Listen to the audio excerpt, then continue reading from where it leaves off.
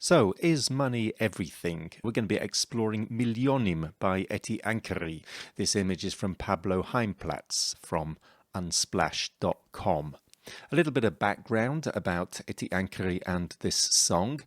Ankri came to fame both as an actress and a singer-songwriter. Her first hit album, See in Your Eyes, came out in 1990, which was round about when she was also a TV star in long-running soap operas. She's since won Best Female Artist twice, and her album Yam won the Makom Prize, which is basically the Emmys in Israel, for Best Album of the Year in 2001.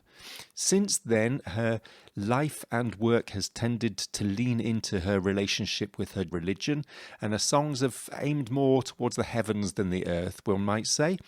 And this particular song, Miljonim, emerged between these two creative periods, before her fully religious period and after her secular stardom. The song was often referred to and sung during the social justice protests of 2011, and it's now also been rediscovered in the light of the 2020 Balfour protests.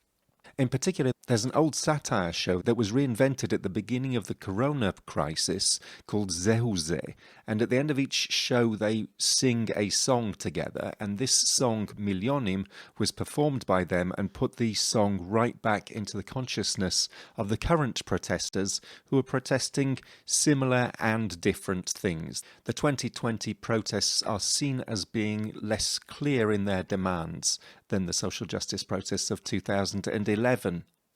So without further ado, I suggest you go listen to the song.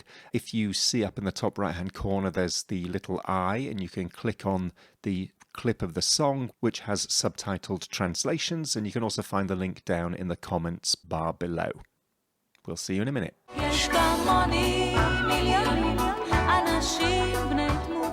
So there's this very, very painful part of the song where she talks about how Suzanne, the manager at the bank, gave me so much love. Mainly the simplicity enchanted her, touched her heart. It didn't take her long to work things out and change her attitude to me. She understood I had no cash and just stripped me of my honor. Now, it's a really interesting language, that stripping one of one's honor.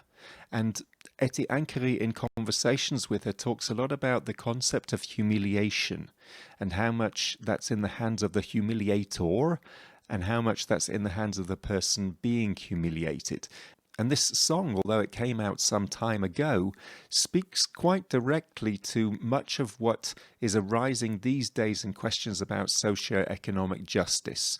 The Tyranny of Meritocracy by Michael Sandel talks about how the problem of meritocracy, as in you deserve what you get if you work hard, means that those who succeed financially believe I deserve all I have, and all I have makes me superior because I'm cleverer and I've worked harder, therefore I've merited my riches.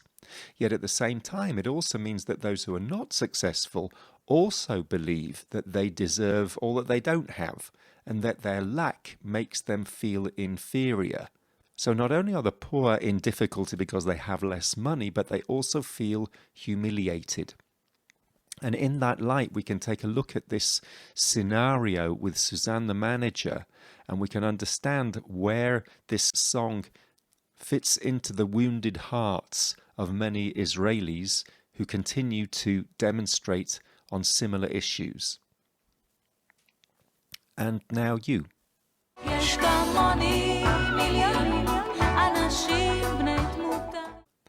Have you ever found yourself in a situation where someone stripped you of your honor because of money? What would you say it means to be stripped of one's honor?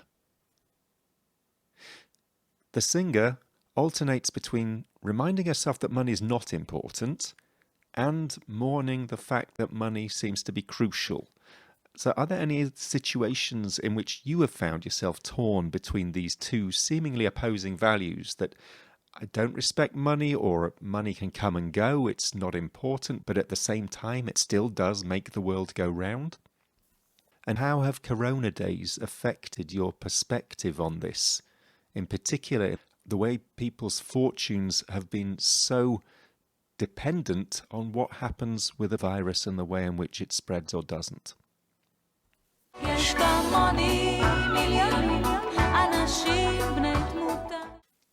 This has been Is Money Everything? Exploring Milyonim by Eti Ankri. This was brought to you by Makom, the Israel Education Lab of the Jewish Agency, in a project which is a partnership with Moishe House, funded generously by the Jim Joseph Foundation.